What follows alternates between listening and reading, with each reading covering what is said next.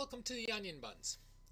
So, I wasn't planning on doing a video today, but Trump kind of blew up the world, I guess, so to speak, and I have to address this topic that wasn't really looking forward to addressing. So, where to start? Okay, as everybody probably knows, Donald Trump has sent out tariffs on Canada, Mexico, and China. Okay? Canada, I haven't really heard much from Mexico, and I saw one thing from China, but Canada, maybe it's just because I'm Canadian, it's been the top news story, obviously. Okay, so let me say right off the bat, I don't agree with Donald Trump on this. I really don't. I don't think tariffs are the way to go. I understand to a point why he's doing it. I just don't agree that it's the way to go. So, I wanted to cover this topic for a couple reasons. One, because it's topical, and but the other reason is I often get called a Trump lover, and I'm not. I can say till I'm blue in the face I'm not, but the people doing the name calling, they don't really care. They have their version, and facts and everything really don't get in the way of their version. So for those of you who aren't left-wing idiots, I don't like Donald Trump. Never have. Never will. I did not like him when he was a beloved Democrat. And he was a beloved Democrat for most of his adult life. I found him obnoxious. I found him a bully and an asshole.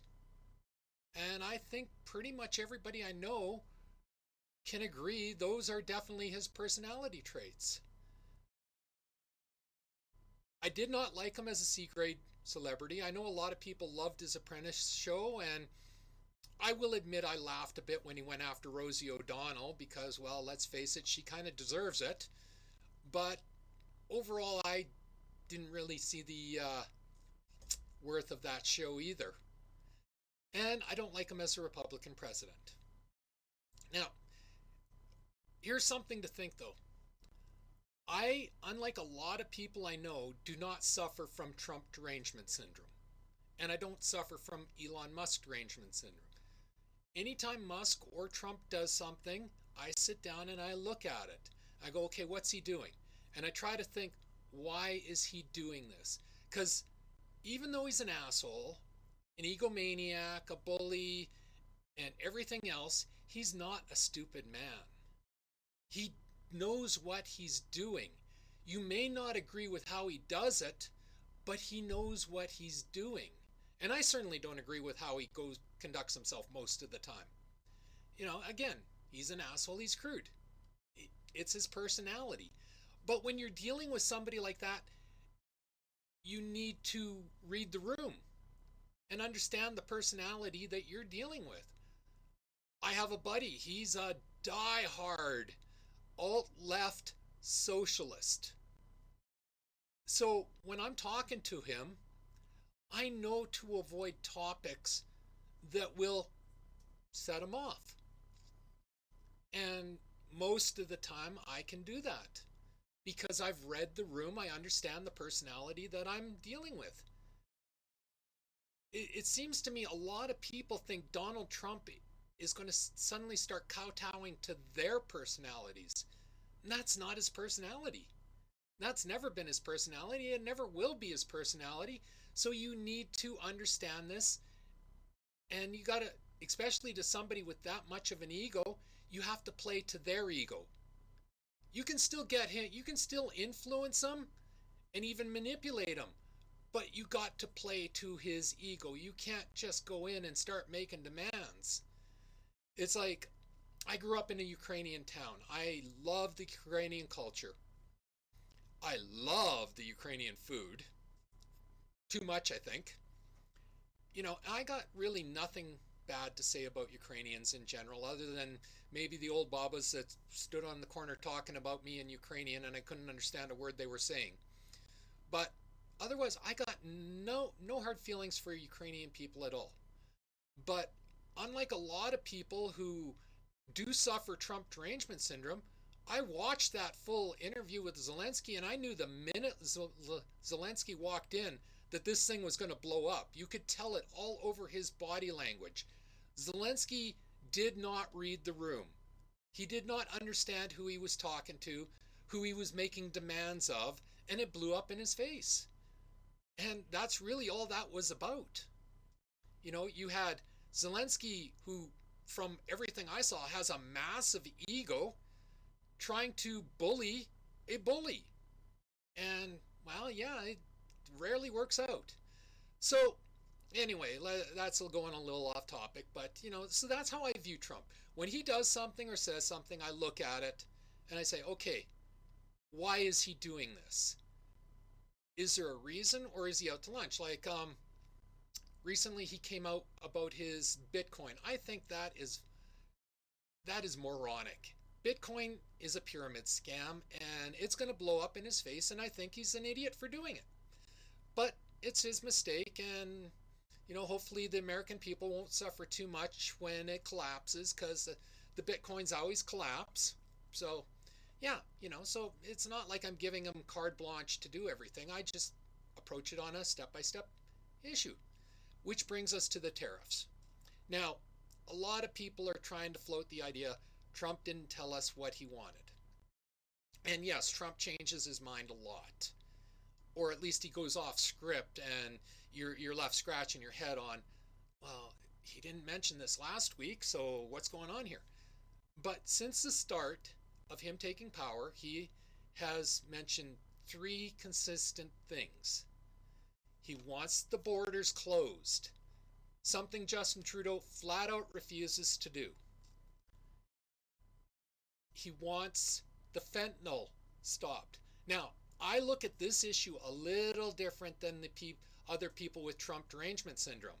I really don't care what he's demanding. I think stopping the fentanyl in Canada is in our own self-interest. I think, screw it. Remove Trump, remove the USA completely from the equation. We have a fentanyl epidemic in Canada. And a lot of that fentanyl epidemic is caused because Trudeau opened our borders and stopped vetting people coming in. So we got flooded with illegal aliens. A lot of them were criminals, terrorists, and cartel members. And it's no surprise the criminals, the terrorists, and the cartel members started doing things that were illegal and anti-productive, and hence the fentanyl.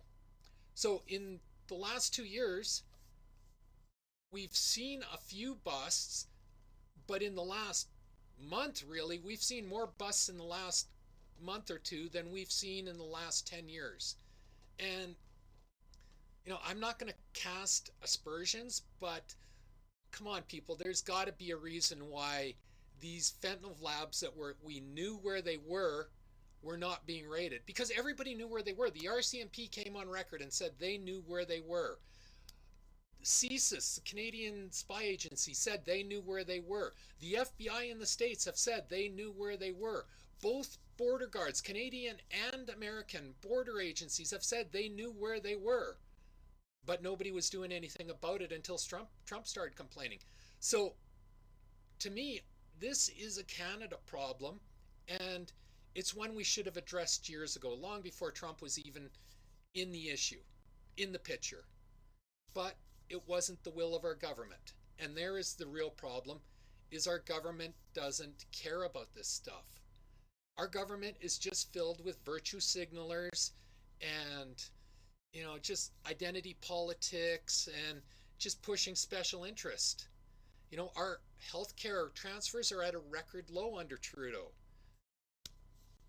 Our NATO, which I'll cover in a bit, we've never lived up to our NATO obligations, and over the last 10 years, we've been threatened to be kicked out of NATO over it, and he's just, oh, I'm not listening. I'm just ignoring you guys. If I don't hear you, you can't say you told me. And I mean, that's so childish, but that's literally how Justin Trudeau and Mark Carney and Jagmeet Singh and Christina Freeland, this is how they think. And we've seen this time and time again, is they have their priorities, and their priorities really don't include Canada or what's best for Canada. So, yeah, I don't know. I can't get mad at Trump over this. Yeah, he's an asshole. Yeah, he's wrong on the tariffs. But Biden's been harping at us on these topics and Trudeau ignored him.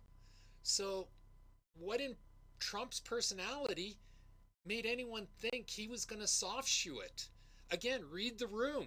Know who you're going to be dealing with.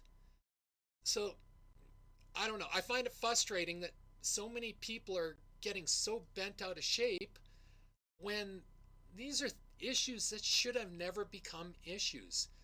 We should never have opened our borders like we did. Canadians from coast to coast have been begging Trudeau to stop allowing the free flow of immigrants into Canada. Canada, prior to Trudeau, had a triple A rating for immigration. Like, we were the gold standard at one point. We got the brightest of the bright and we turned away the criminals. And very few slip by. Nothing's ever perfect, but very few slip by. And then Justin Trudeau came in, proclaimed we're a post-national state or some fucking nonsense like that, and suddenly we're inundated with millions of immigrants. And some of these immigrants are amazing people. I want to be clear on this. Not every immigrant is a terrorist, a criminal, or a cartel member. There is legitimate immigrants. But because of how Trudeau handled it, a lot of what came in with them were criminals, terrorists, and cartel members. And that's the problem. So we've been asking him to close down these borders that he opened up since basically the first day he opened them up, and he ignored us. Even Biden, who believed in open borders in the States, like you're seeing Trump go after him now, and you're hearing some real horror stories from the from ICE and everything on how they were handcuffed by Biden administration. Even Biden begged Trudeau to close the borders because of what was happening, and he ignored him. So, okay, everybody's tried the soft approach. Now you got this guy. Well, this guy, Trump, doesn't know what soft means. All he knows is to carry a big stick. So, surprise, surprise, he carried a big stick. And I'm not justifying what he's done. I'm just saying it's like, come on, people, read the room. If Justin Trudeau had cared one iota about Canada, we probably wouldn't be here today. We probably wouldn't have this problem today. I say probably because I can't tell you for sure. Maybe Trump would have still tariffed or whatever. But nobody knows because Justin Trudeau refused to do what was best for Canada. So we got the immigration. They came in, they flooded. Even Quebec, who originally was so in favor of this, was begging Trudeau to stop the immigration because they were overloaded and no other provinces wanted to take in the immigrants anymore. And Trudeau's been trying to pass them out to other provinces, but nobody wants them. It's too many. We have a housing crisis. We got people living on the streets in tents because there's no housing. And then you add to that the inflation and the carbon tax and the tax and the tax and the tax and the tax and the tax. Who can afford a house? Nobody. So, yeah, it seems to me like this always was a problem that we created ourselves. And Trump took advantage of it. And that's how I view it. I I don't agree with Trump. I certainly don't agree with Trudeau. I think there's egos absolutely at play here. But in the end, this is a situation that could have been avoided. Should have been avoided. Then we get to the fentanyl. Hey, the fentanyl pisses me off. We have a fentanyl epidemic in Canada. Anyone who tries to deny that is a moron. We have deaths almost every day. I saw a news article the other day. I'm not going to look it up, but you guys can look it up if you want. But I think it was 24 deaths in 24 hours in one city, all from fentanyl. You know, and this has been going on for quite a while, ever since Justin Trudeau tried to legalize hard drugs. So it's in our own best interest to shut these labs down and protect our own citizens. But he wasn't interested in that. Again, the virtue signaling and the image politics and all the crap. It's like Justin Trudeau doesn't care about Canada. Mark Carney doesn't care about Canada. Christina Freeland doesn't care about Canada. Jagmeet Singh doesn't care about Canada. But these are the people that have been in power for the last 5 to 10 years. So if they don't care and we can't get rid of them, we're kind of stuck with no way of making a change. So, yeah, I'm not surprised Trump came in with the big stick. I don't like it. And I hope to God Canada understands that if you elect Mark Carney, and I honestly don't understand how anyone with a that's not suffering from brain damage could elect Mark Carney. But if you elect Mark Carney, these tariffs are not going away. They are going to be with us for the full 4 years of Trump's presidency and maybe beyond, depending who wins the next U.S. election. And don't assume it's going to be a Democrat. Right now Trump has pretty good approval ratings, but it's still early. And I'll be honest, I predicted when Trump did win the election that he would have good approval ratings for the first year, and it would be his second and third year that things started to go off the rails for him, because for the first year he would be doing what he campaigned on and what he was elected to do. So, we'll have to wait and see what happens, but don't just assume the Democrats are going to walk in the next U.S. election and undo all of this. There's a very good chance that the Republicans, I imagine it'll probably be J.D. Vance, but whoever they pick for their candidate, there's a very good chance, if America has not self-destructed under Trump, that the Republicans will get in again. If America's doing good, the American public are going to reelect them. So, everybody thought Trump would never get it. Hell, I admit it, I didn't think Trump would get in. I didn't think he'd get the nomination. Okay? I really didn't. But I was wrong. And so was pretty much every media outlet out there. But I was wrong because I thought the American people would reject somebody who could only be in office for 4 years. My way of thinking was they would want a fresh candidate that could sit for the full 8 terms or the full 8 years. Whereas the legacy media was orange man bad, boo, boo, boo. So we had different reasons for coming to the same conclusion. But yeah, the fentanyl is in our own best interest. We've seen super lab after super lab after super lab be shut down now. And it drives me absolutely insane because Justin Trudeau keeps floating this 1% bullshit. Both Justin Trudeau and Donald Trump are lying on their numbers. But they're not lying. They're just they're spinning the numbers. Justin keeps saying 1%, but what he's not telling you is that we only search 1% of the shipping containers in our ports. 1%.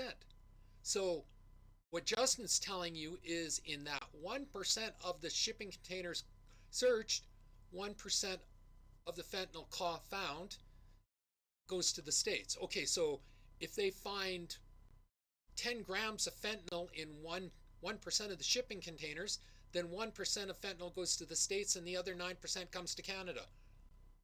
How about we stop the 9%?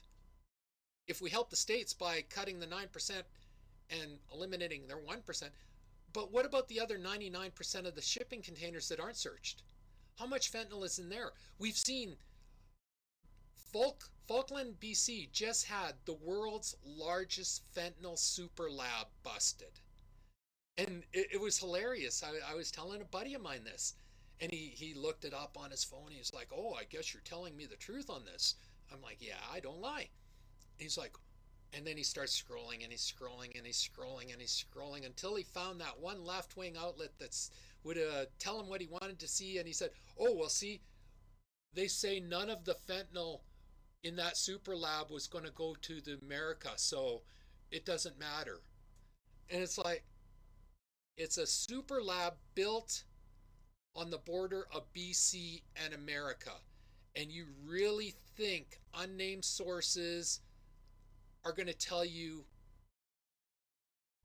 that?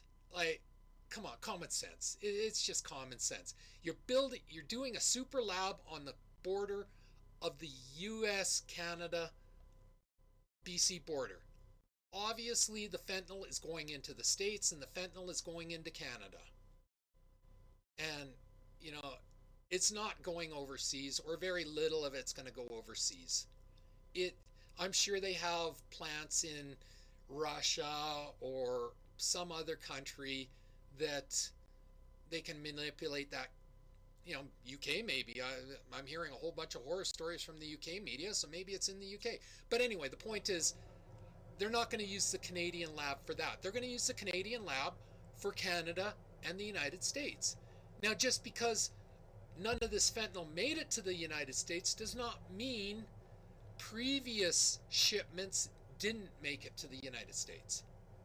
You got to use a little bit of common sense, logical thinking, critical thinking. So yeah, it's just common sense that just because the criminals are not telling you what it's going to the States doesn't mean it's not going to the States. Maybe they don't want to get their contacts in the States in trouble. Maybe they're fearful of them. Who knows? It was the Mexican cartel. Like, snitches in the Mexican cartel don't live long. So, yeah, maybe they're not telling us. But it's in our own best interest, our own self-interest, to stop the flow of fentanyl in Canada.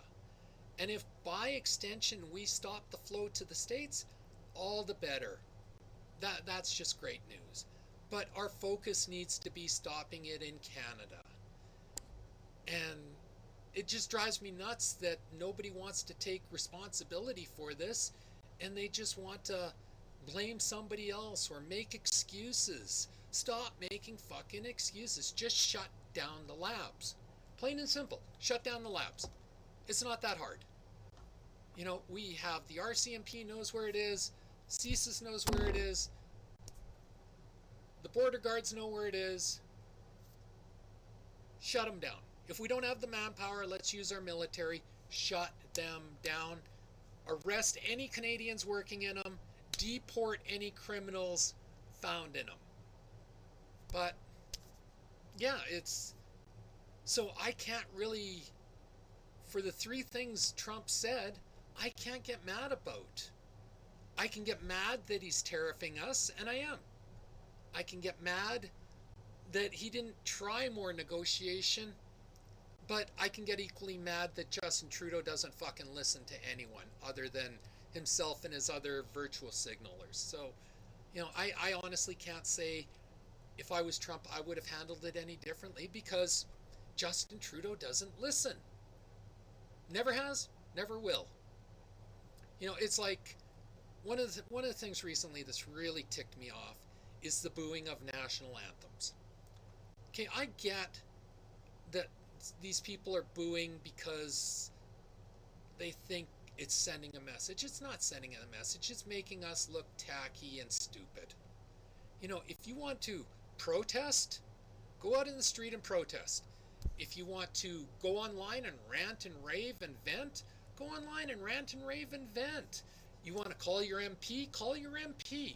But when it's any country, and I'm not even talking about the US, I'm talking about any country's national anthem, if you don't have anything good to say, shut the fuck up. Simple as that. I don't want our Canadian anthem booed. And I will speak out in America if they boo our Canadian anthem. But I'd be a hypocrite if I started saying, oh, well, it's okay for us to boo them. No, it's not okay to boo a national anthem. The bulk of the American people are not to blame for Trudeau not listening or for Trump overreacting. They're not. Well, they shouldn't have elected Trump. Well, we shouldn't have fucking elected Trudeau. They elected him for 1 term. We've elected him for 3 terms. Who's really the stupider people right now? So anyway, yeah, it's with Trump. I guess I don't expect much from him, so I don't get really hyper about him. He is who he is, and if you want to deal with him, you got to learn to read the room with him. And I'm going to go on a little side talk about Elon Musk as we're on the topic. I like Elon Musk. Okay? And that's not a popular thing to say in Canada right now. But I've always liked Elon Musk. I wouldn't buy a single one of his products. Not in a million years would I buy one of his products. But what I like about Elon Musk is he gets things started. He's like Apple. I would never buy an Apple computer, an iPhone, an iPad, or any other Apple product. Okay, they're overpriced. They're, yeah, it's just, I don't consider them to be a good quality at all. I have a, I have my computer. I have my Android phone. I don't bother with Apple products. And it's the same for Elon. I won't I won't buy a Tesla in my life. I probably will never buy an electric car in my life. But I won't buy a Tesla. I think they're butt ugly, to be honest. Okay? I love the concept of the Neuralink, but I'd never buy Elon's Neuralink. Nope, not doing it. I'm thrilled he's doing human testing, because that means if his human testing goes well, somebody else is going to take that technology, they're going to improve it, they're going to make it cheaper, more affordable, and just better. And that's when I'll buy that product. That's how I view my Android phone. I won't buy an iPhone, but I buy my Android because the Android made it cheaper, is a better quality product, and it's much easier to use than the stupid, like my mom has a iPhone and I literally want to throw it against the wall every time I have to try to help her out with it. I can't make anything work on that fucking thing. It makes no sense to me. And I'm not a stupid person, but it's just so anti logical. Like, it just makes no sense. So the same with Elon stuff. I love that Elon creates this stuff. He gets his stuff off the ground, and then other people come along and make it better. And when other people come along and make it better, that's when I will buy it. But you still need Elon to get it off the ground floor. And that is why I like Elon Musk. It's got nothing to do with his politics, but since we're mentioning politics, Elon's another one. Up until 2 years ago, Elon was a beloved, absolutely worshipped Democrat. But now he's the biggest villain on the face of the earth because he switched political parties. Here's the thing about Elon and Trump. Their personalities have never changed. The Trump you see today was the same Trump you saw as a Democrat. He was exactly the same person. That's why I say I didn't like him back then. I don't like him now. It was the same personality. So if you loved him as a Democrat, well, you're a fucking hypocrite. Because all he's done is change the party. He tried to run for the Democratic leadership. They blocked him and said no. So he went to a party that he could get in with. And he did. And he became the president of the United States from it. So why are you people hating what you used to love? It makes absolutely no sense to me. Elon, I liked Elon as a Democrat. I like Elon as a Republican because I like that he gets ideas off the ground. It's as simple as that. There's no politics or ideology involved. Without Elon Musk, the world is a worse place. Simple as that. And again, I wouldn't buy his Neuralink. I won't buy a Tesla. I can't say I'll ever ride in one of his rockets, so I'm going to assume his rockets are pretty good as Biden gave him such a big contract. But, like Elon he's the starter point of getting things going, off the ground, working. And we need more people like that in the world. I'll never buy an Apple product, but we need Apple. Apple advances the technology, whereas other people improve off of what Apple's done.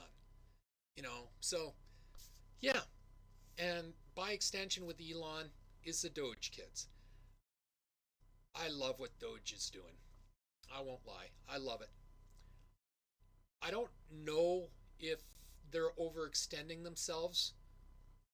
Being in Canada, we get a lot of the American news, but so I'm not going to tell you where I know everything about it. From what I've seen, is they are finding a huge amount of legitimate waste, and it's not going to surprise me if a lot of that waste is exposed as corruption. We have the same problem in Canada, but we need Doge. Like I've been saying for the last year here where I live, is I guarantee you if we had a nonpartisan, independent auditor step into my city's financial records, the municipal government's financial records, I would not be at all surprised to find out 50 to 65% of the city's budget is waste, going to special interests and things that the city has no business funding. You know, and unfortunately, because they're running this, our taxes keep going up, we keep getting more and more user fees, and our services keep declining because there's no money for them. And I guarantee you, 50 to 65% of that city budget is waste. It's just, it's waste by the politicians that are in there. And in Edmonton's case, they're all left wing. So they support special interests, just like Trudeau does in Canada, just like Biden did in America. And as we're seeing with the Doge kids, there is a huge amount of waste. Think about it. They've saved from, I saw in a news article recently, they've saved $1.5 trillion in waste. And they haven't even touched the big ticket items like military. So, you know, it's like how much money, there was a time I thought the states were so in debt that there was absolutely no way they could ever get out of debt. I'm watching this and I'm going, I wonder if they can start paying down that massive debt they have, because like they're finding a lot, and in Canada we've seen a few disclose, but we know there's more. Like we know it. I said in another video, I'll repeat it here. There was like $8 million spent on telling people in Peru not to poop on the beach. Like, why the hell are we spending money on that? That's not Canada's concern. That's the Peruvian government. Do it yourself. That's your job. That's not our job. And like, but there's so much. There's other sites that Moose on the Loose does a fantastic job every day of detailing Canadian government waste spending. So, I'll leave it up to him. Go watch his podcast. He updates it daily and he does a fantastic job on covering this. So, but yeah, I don't like what Trump's done. I don't agree with the tariffs. I think the tariffs will go away as soon as Trudeau, Carney, Freeland, Singh, the Liberals, and NDP are out of power. I really do. I think, well, Trump gave us the three issues of border security, fentanyl, and NATO spending. I really do believe most of the tariffs are because he fucking hates Justin Trudeau. Justin Trudeau and Jagmeet Singh and Christina Freeland and Mark Carney have spent the last 5 years insulting Donald Trump while he was having his legal troubles with the Democrats in the States. And it was none of our business. It really wasn't. A diplomat in Canada should not even be addressing that crap, much less taking daily pot shots and laughing. So I wasn't surprised that Trump took a run at Trudeau. And I really do think these tariffs that everyone is so upset about are going to disappear if we have enough common sense to vote Mark Carney, Justin Trudeau, Jagmeet Singh, and Christina Freeland, the Liberals and the Democrats, out of power in the next federal election. I think this is more about ego than anything else. Donald Trump's ego, Justin Trudeau's ego. Think about it. Justin Trudeau shamelessly came out and tried to admonish the American public for not voting for their first American female president. And then a couple weeks later, I guess a month later, he disqualifies two women from running in the leader liberalship because they weren't getting behind Mark Carney. So, like, Justin Trudeau is a fucking hypocrite as well. He calls himself a feminist. He is the biggest sexist I have ever seen in my life pretending to be a feminist. Like, powerful women absolutely terrify this jackass. But, yeah, so that that's really about it on that. It's like you got the border, you got the fentanyl, and I'm going to be covering the NATO in a second. And if we did those three things properly, we really don't know if there ever would have been a tariff. Maybe there would have been. I'm not going to tell you because again, I recognize Trump's personality. But maybe there wouldn't have been. And it's a shame that we don't know that because Justin Trudeau is so fucking incompetent. So anyway, I'm going to stop here and let you get on. Let's get on to the NATO part.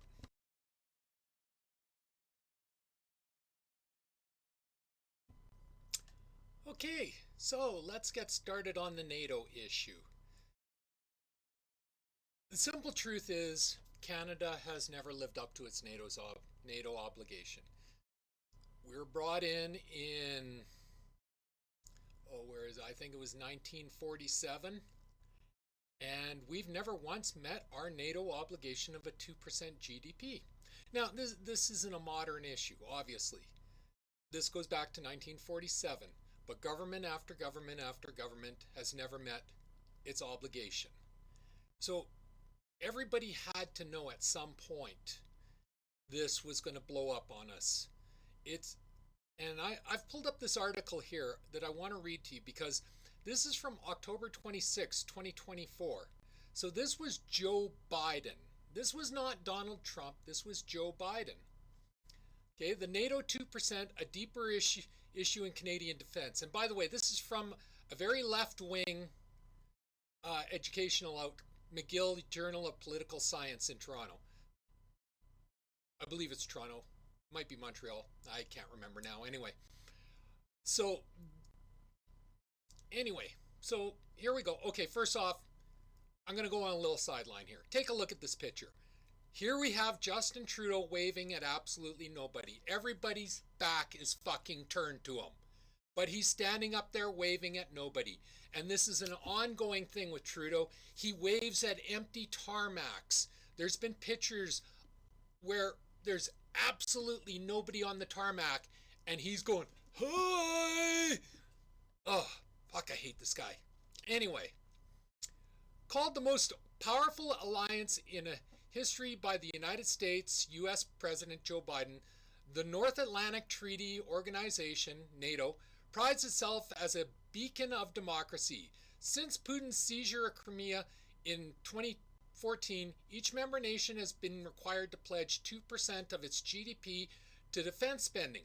Yet Canada, who eagerly signed the agreement a decade ago, has never once met this target and will not meet it in the near future. As a result, Canada faces increasing pressure from its allies, and its international image has suffered. That's under Trudeau. Within the last decade, that's Trudeau. He went into power in 2015. This was 2020, the end of 2024. So this is about him. Okay, this is not about Harper. This is not about anyone before Trudeau. This is about Trudeau. Okay. As a result, Canada faces increasing pressure from its allies, and its international image has suffered. The reluctant highlights not so simply a missed fiscal target, but a systematic issue with how Canada views defense and its habit of free riding off of its allies. Now, to be clear, Biden actually floated the idea of kicking Canada out of NATO. So again, this has been ongoing for a while. This just came to be. It eventually blew up with Trump, but look at Trump's personality. I covered that earlier. He's an asshole. He's an egotistical maniac, and he loves power. But you have to learn to read the room when you're dealing with somebody. So if you didn't think he was going to hop on this issue, that's on you. The problem of the 2% rose to public prominence in 2024 NATO summit held in Washington, D.C. There, Prime Minister Justin Trudeau publicly announced that Canada would meet its target by 2032. So everybody knew Trudeau was not going to be in power. It would be a new government, most likely a different party completely at that point, because even back then, Trudeau's numbers were falling hard. So the Allies did not like this. This decision comes in response to mounting pressure from allies. Canada currently only spends 1.34% of its GDP on defense. By contrast, the U.S. spends 3.5%. In May of 2024, Trudeau received a letter from 23 U.S. senators, that would have been Democratic senators because they were in power at the time, criticizing Canada's unwillingness to reach the threshold and expressing their disappointment at the country's spending strategies. Just days before, Canadian Minister of National Defense Bill Blair had traveled to Washington to promote Canada's new defense strategy. Yay, we're going to unleash the SEALs. No, not the Navy SEALs. We're talking actual cute little SEAL pups. And returned claiming it had been a productive trip. Yeah, liberals lie. This highlights a fundamental difference in standards between the two countries and what it means to contribute to defense. For Canada, their new defense strategy, Our North Strong and Free, is sufficient to prove military capabilities. However, the U.S. remains unconvinced and intends to see the 2% threshold met. Valid criticism or political stalling? In response to this, similar comments by the NATO summit, Trudeau called into question the validity of the 2% at assessing contributions to NATO and military readiness. So basically, he promised to meet the 2%, and then in Trudeau fashion, immediately turned around and said, well, that's not fair. You're being mean to me. You're being mean to me. Calling it a crude mathematical calculation. Trudeau argued it bears no real implication and tells allies nothing of the capability of the armed forces. As justification, Trudeau stated that we continually step up and punch above our weight, referring to Canada's rich contribution to past international military efforts, such as leading the establishment of peacekeepers in the 1960s. So he has to go back 64 years to make his claim. Hey, don't get me wrong, I am a proud Canadian, but that is fucking embarrassing. Yet, in recent decades, Canada has secluded itself from the international community, seeing a noticeable decrease in global prominence.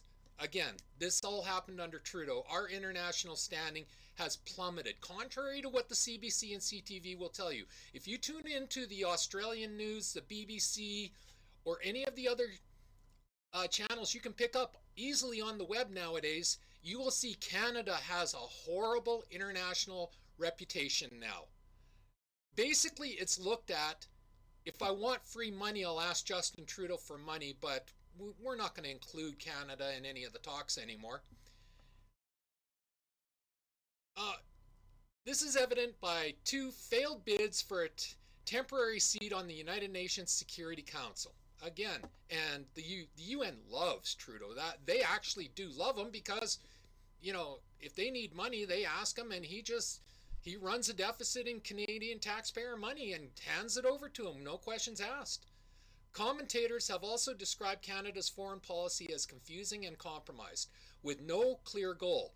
Given this decline and unclear direction, Canada appears to be free-riding off its allies instead of contributing to the international community, as it has done in the past, or coming up with its own concrete foreign policy plan. Another element to consider is the current global climate.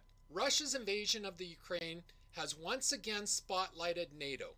giving it a renewed sense of purpose. With increased attention, NATO's strengths and quick response have been in the spotlight. Now, I want you to think about this. Trudeau says we can't meet our 2% GDP commitment and obligation until 2032, but he's handed out $20 billion to the Ukraine. So, did we not have the money, or did we have the money? And if we had the money, would the Ukraine not have been better served by actually having trained, properly equipped, knowledgeable military? I mean, I love my military. I have family in the military. They've served and they're serving, but they're grossly under geared, and this has been going on for a long time. So yeah, it's inside the black box of Canada. So why hasn't Canada contributed despite all this tension? The answer is indicative of current Canadian domestic politics. Trudeau again. People don't care about defense spending. That's pure bullshit. Trudeau doesn't. Trudeau, the Liberals, and the NDP do not care about defense spending. They never have. Trudeau's father was horrible for it. Every Liberal government, I even voted for Jean Chrétien, but he was terrible as well for military spending. The Liberals do not support the military spending, and Jagmeet Singh and the NDP do not support military spending. It's not Canada, it's the government. As a result, the party running for election will not get many eager voters as they promise to devote billions of tax dollars into the military. Again, that's false. If the Liberals had ever actually gotten behind our natural resources and our military, they probably would not constantly be shut out in the prairie provinces. That is one of the things that's very important to the prairie provinces. But here's the thing. Trudeau and the NDP, or Trudeau, the Liberals and the NDP, they don't care about the provinces. They don't care about Western Canada. They care about Toronto. They care about the Greater Toronto Area, GTA. They care about Ottawa, Montreal, and Vancouver. And they blackmail the Atlantic Canada people, telling them they'll take away their unemployment insurance if they don't vote for them. So this has never been about Canada or the votes. Internally, 54% of the Navy's vessels, including submarines, patrol boats, and frigates, were deemed unserviceable. 54%, as were 55% of the Air Force's equipment. This results from the problems of maintaining older equipment and lack of funding for newer models, such as, not only does Canada face a problem with lack of public support for defense spending, but the operational challenges of the military prove difficult to overcome. Okay, again, this is from a very hard left-leaning educational outfit, so you have to take their bias into account. But how much better would the military be if they had proper equipment? So this really comes down to the same as what I was saying about the fentanyl. It's in our own self-interest. Like, everyone wants to make this about Trump. This isn't about Trump. This is about Canada. We got to stop playing the fucking victim role and take account for what we have failed to do. Trudeau has slashed military spending. He'll give you double talk and triple talk and have you seen my socks? But he won't answer a question. Our military spending is down just as our healthcare spending is down because he does not prioritize Canadians. I can't say it any clearer than that. So I can't find fault with the U.S. I don't like Joe Biden. I never liked Joe Biden, but I can't find fault with Joe Biden for demanding that we meet our 2% GDP. And I can't find fault with Trump for demanding we meet our 2% GDP. This is not an America problem. This is a Canada problem. This has always been a Canada problem. And until we start meeting our 2% GDP, this will always be a Canada problem. If you think about it, take off the ideologue blinders and just think about it. Trump gave us the ultimate opening to meet our 2% GDP. He wants our borders patrolled. Canadians want our borders patrolled. We could have folded all of those things into our military spending, pumping up towards the 2% GDP. Going after fentanyl in our shipping crates, as I covered previously. We only search less than 1% of shipping crates in our ports. 1%.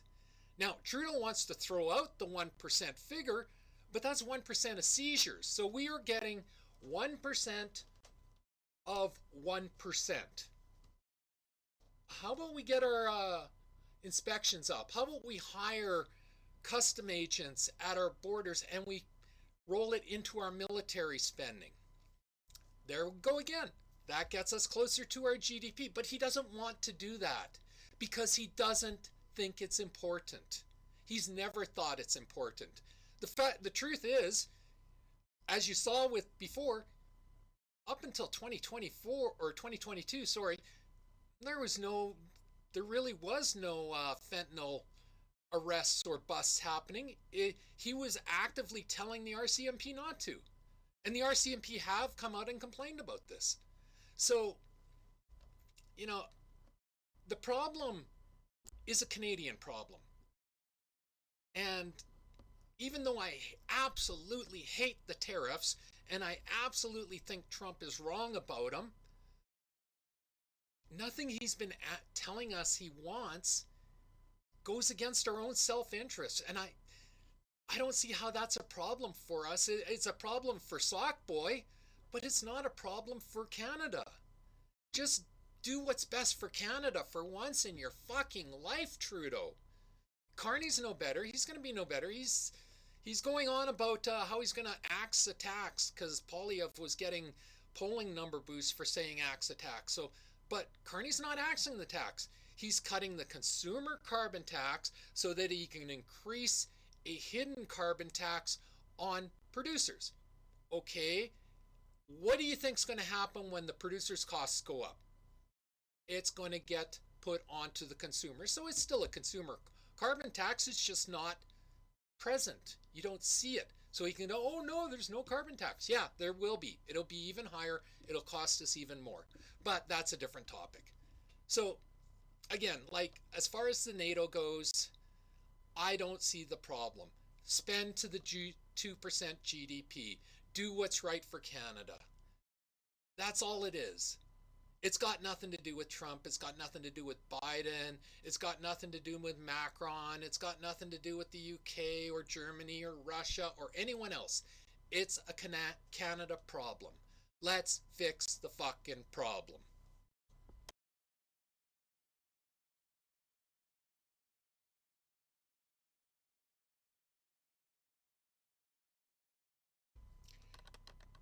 So anyway, that's about all I have in this video. I know it's been pretty long-winded. I hope it was interesting at least.